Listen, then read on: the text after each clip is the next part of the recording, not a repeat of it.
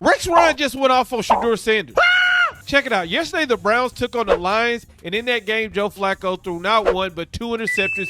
And now with the Browns being at 1-3, people want to know, will there be a quarterback change? Well, the topic was brought up this morning, and former NFL coach Rex Ryan just went off on Shedeur Sanders. The entire stadium just lost its mind. Shedeur Sanders has been named QB2, and fans are acting like Beyoncé just announced a surprise concert. Tickets? Gone in seconds. Chaos? Absolutely. But the real question is, what does this mean for the Browns' future? Buckle up, this is getting wild. Decided yet if Shedeur is ready to be your number 2 quarterback for this game? Yeah, Shedeur will be the backup. You're thinking in that? Yeah, like I told you guys on Wednesday, I'm always thinking about our players and what's best for our players, and I want to make sure when it comes to young football players, particularly at the quarterback position, that you are intentional about your decision making, and that's really all it is. So it started like any other week in Cleveland. Gray skies, hopeful hearts, and the faint smell of tailgate smoke clinging to the air. But then came the announcement that turned the city upside down. Shedeur Sanders officially named QB2 for the Browns. They don't care who's number 1. The worldwide news right now is 3 is still 3. Why isn't he 2? The world wants to see him get this chance. This reminds me of the Bronny situation. Dylan, you want to be Quincy. He was the one who got that contract. You want to be 3rd. You want Shedeur to go out there and then have a horrible time, and then you come in and have good moments. Suddenly, Cleveland wasn't just a football town again. It was the center of the sports universe. The Browns-Steelers matchup went from a routine rivalry to a sold-out spectacle that made the Super Bowl look like a backyard scrimmage.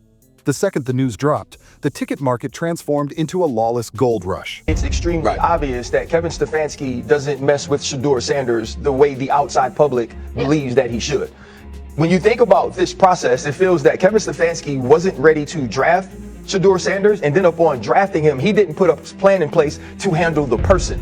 You have to understand with Shedeur Sanders is going to come more media attention, more scrutiny. He's going to be treated unlike anything else in that locker room or anything else we see in the league based on his position. He won't be treated like a backup. He won't be treated like a 3rd stringer. He won't be treated like a practice squad guy. Fans didn't just buy tickets, they raided them.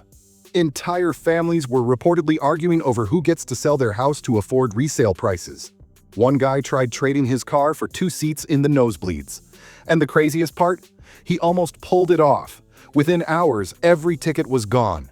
Not just gone, obliterated. You going out there first, no one's rooting for you. Unless you out this mother perfect, everything you do is going to be a target. Oh man, look, it was okay. He had 3 turnovers, he did this, and eventually you're going to be getting booed by that Cleveland Browns stadium. They want to see him play to see if he's good or not. It was like a Taylor Swift concert mixed with the Super Bowl, sprinkled with a hint of mass hysteria. But this isn't just about tickets or hype, it's the Shedeur Effect in full swing. Somehow, one kid managed to do what generations of quarterbacks couldn't: make the Browns cool. Browns traded away Joe Flacco. Yeah, I got that text during practice. I was just wondering what your reaction is. I don't give a damn about the Browns at all. I care about the Colorado Buffaloes. I do love me some Shedeur Sanders, don't believe that. I care about him.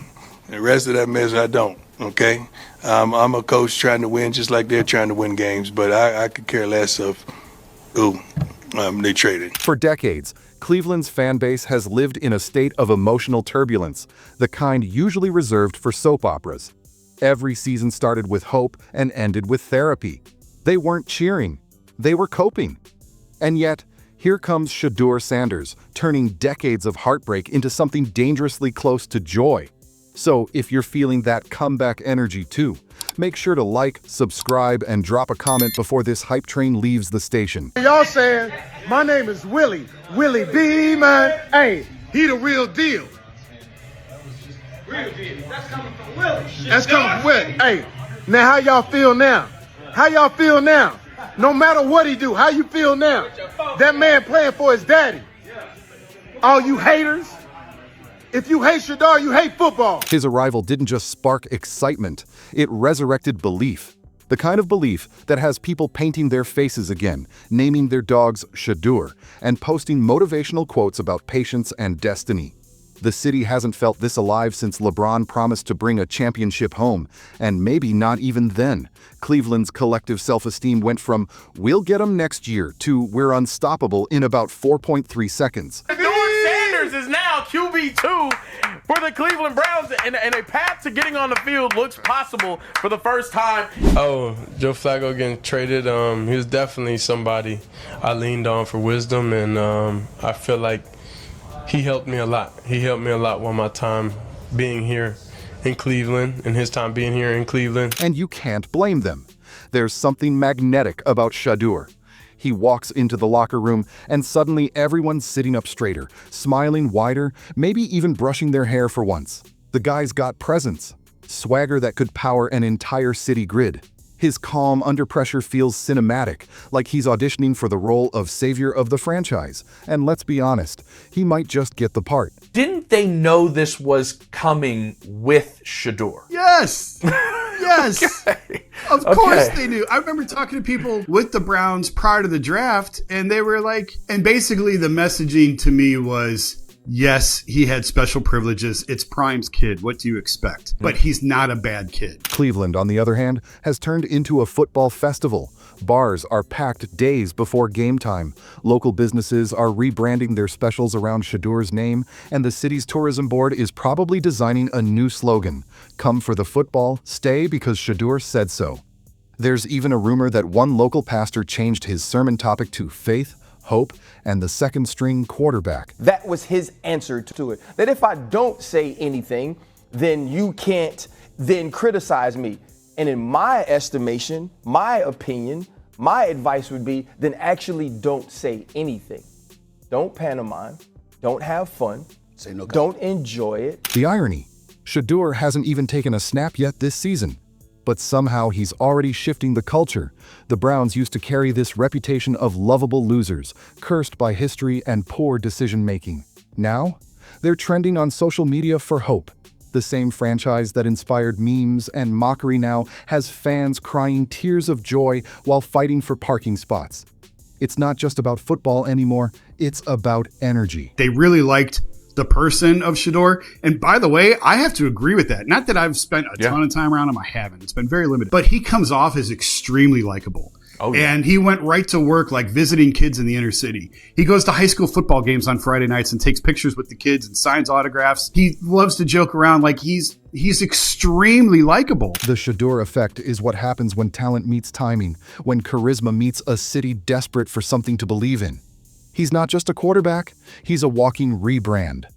The kind of player that makes fans plan their weekends around his warm-ups and journalists cancel vacations just to see what happens next. And if we're being honest, Cleveland deserves this moment. 1-4 Browns against the 3-1 Steelers. I have the Steelers should win that game. And my boy Shedeur is QB number 2, which bitch-ass Kevin Stefanski took a whole week to name him QB2, keeping everybody on the whims like as if the other quarterback they just signed. After years of enduring heartbreak that could fill a therapist's notebook, this feels like redemption in shoulder pads. You can almost sense the collective sigh of relief, the feeling that maybe, just maybe, the football gods are finally giving this city a break. And if that's really the case, the NFL better buckle up, because when Cleveland starts buzzing like this, history says something big is coming. Whether it's a miracle or mayhem, well, that's the part no insider can predict. But one thing's for sure, the Shedeur Effect is real and it's contagious. The Browns aren't just playing football anymore, they're starting a movement. Think this is the start of a new Browns era? Hit like, subscribe, and tell us what you think in the comments.